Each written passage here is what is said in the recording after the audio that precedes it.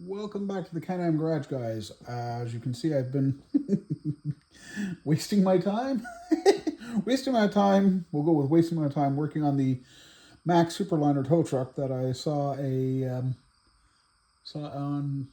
inspired by what I saw on a YouTube video.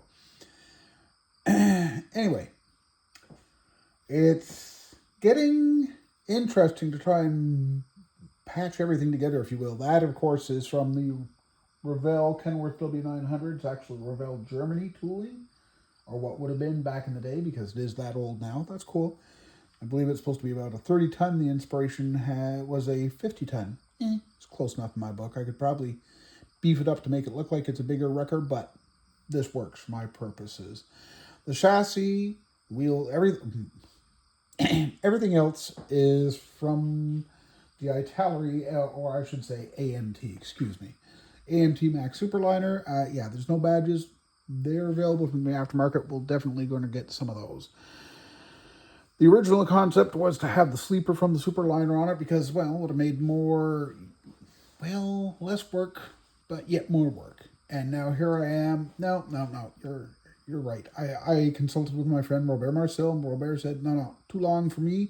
He said, so I said, yeah, I can see that. So the sleeper's out, and if the cab was not being mocked up just off to the side here, just like this, because I'm trying some of James Tester's or scale model experiments ideas. I'm gluing parts together for trial purposes with white glue. In my case, I'm using some of my Tester's Model Master Clear Part Cement, basically because the applicator, love it.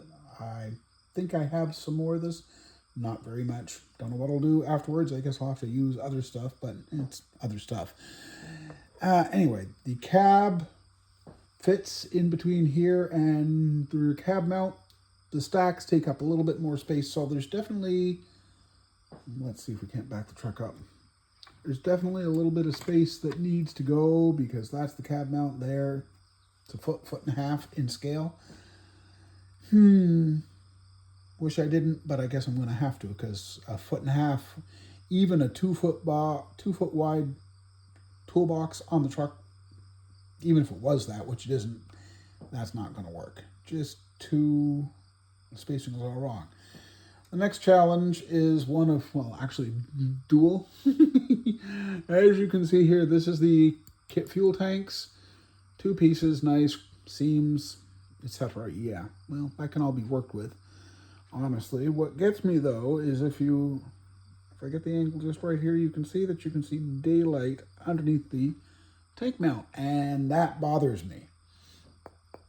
Really bothers me. Can I modify the fuel tank? I think I can if I'm willing to shave off this bulge here on the front of the tank. That should solve the problem, but that would solve the problem for the cab mounts. As you can see right here, right now, doesn't fit. Not even close. Not even close to fitting. Anyway, what are you going to do? Well, back before I moved, I packed up a project that I had started, never finished because I got bogged down because the chassis was too long, like this, too long between the cab and the toe box. And it was supposed to be this toe box, which of course is really pretty much ready-made right here, right now, which is very cool. But what got me really thinking about it was, well, this is a Mack. This chassis that you can just see here is a Mack DM600. Well, what if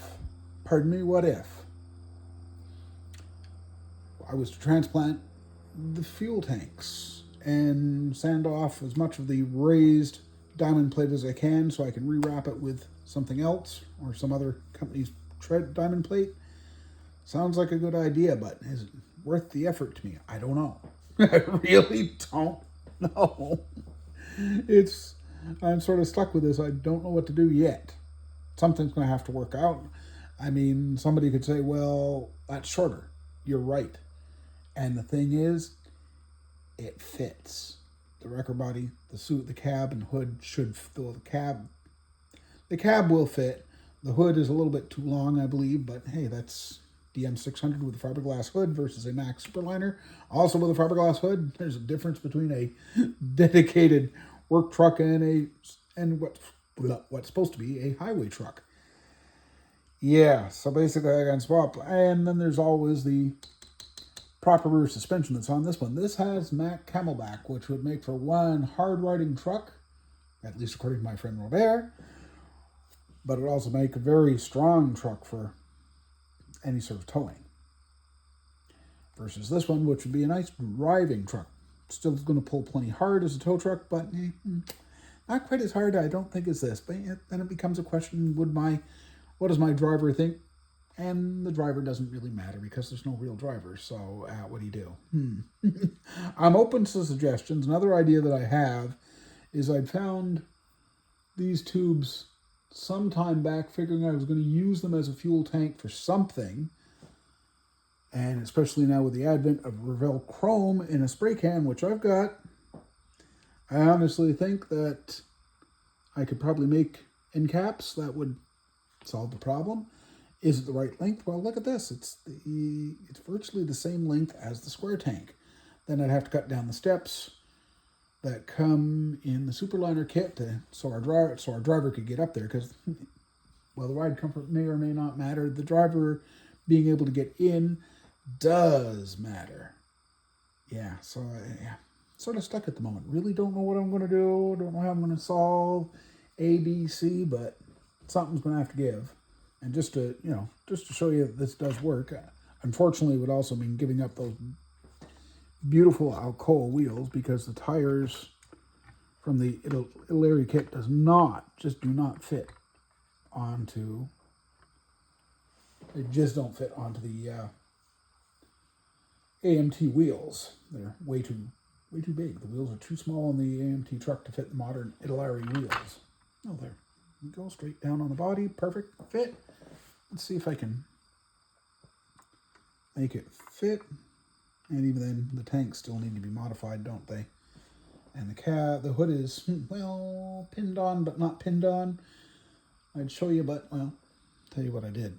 I took some stretched sprue and made myself a couple of hood pins to hold the hood on while I'm doing all this test fitting, because otherwise it was getting a little challenging just to try and mock up to see where the hood went and where the cab went, and how about this, how about that. And now that we've gone and done that, let's just carefully line things up. Took it off the clamps, so as you can see, it does. Oh yeah, it does end up with a bit more space, but it doesn't. Still not enough space to put these monster tanks on. And no, I'm not cutting a hole in the boxes.